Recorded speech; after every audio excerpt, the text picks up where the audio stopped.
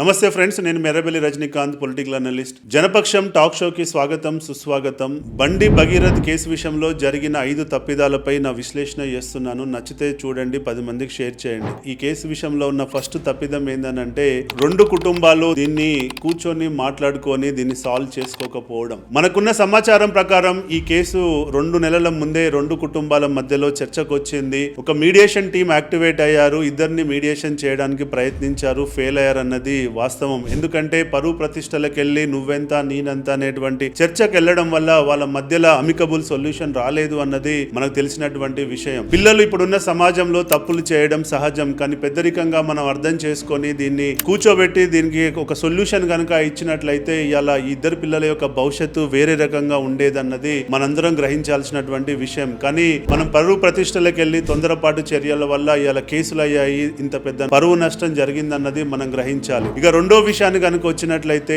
Wrong narrative develop చేయడం. అంటే case పెట్టగానే అటు బండి భగీరథ్ సంబంధించిన టీము దీన్ని హనీ ట్రాప్ కేసు అని చెప్పి, ఎక్స్టార్షన్ కేసు అని చెప్పి డైరెక్షన్ లో తీసుకెళ్లడం జరిగింది. ఇలాంటి హై ప్రొఫైల్ కేసెస్ వచ్చినప్పుడు ఫస్ట్ 24 hours to 48 hours లో దీని యొక్క డైరెక్షన్ నరేటివ్ బిల్డింగ్ అన్నది జరుగుతుంది. అక్కడే వీళ్ళు తొందరపాటుగా వేరే డైరెక్షన్ లో తీసుకెళ్లడం వల్ల బాధితులకు అన్యాయం జరుగుతుందని చెప్పి అందరూ దీనిపై స్పందించడం స్టార్ట్ చేశారు. ఇక మూడో విషయాన్ని కనుక వచ్చినట్లయితే సోషల్ మీడియాని విపరీతంగా వాడి ఇక్కడ ఉన్నటువంటి బాధితుల యొక్క పర్సనల్ చాట్స్ కానివ్వండి, వాళ్ళ యొక్క పర్సనల్ ప్రొఫైల్స్ ని, పర్సనల్ లైఫ్ ని సోషల్ మీడియాలో ఎక్స్పోజ్ చేయడానికి ప్రయత్నం చేయడం. ఇలా చేయడం వల్ల దీని ప్రజల్లో ఎంతో వ్యతిరేకత వచ్చిందన్నది మనం గ్రహించాల్సినటువంటి విషయం. ఎప్పుడు కానీ ఇలాంటి కేసెస్ వచ్చినప్పుడు సోషల్ మీడియాలో ఎంత లోలో ఉంటే అంత బాగుంటుంది, కానీ ఎక్కువ మందిని యాక్టివేట్ చేసి మన తప్పు లేదు అని చూపెట్టుకోవడానికి ప్రయత్నం చేయడం వల్ల ఇది బ్యాక్ ఫైర్ అయిందన్నది మనం గ్రహించాలి. ఇక నాలుగో విషయాన్ని కనుక వచ్చినట్లయితే పోలీసులకి సహకరించకుండా అబ్స్కాండ్ కావడం. ఇలా అబ్స్కాండ్ కావడం వల్ల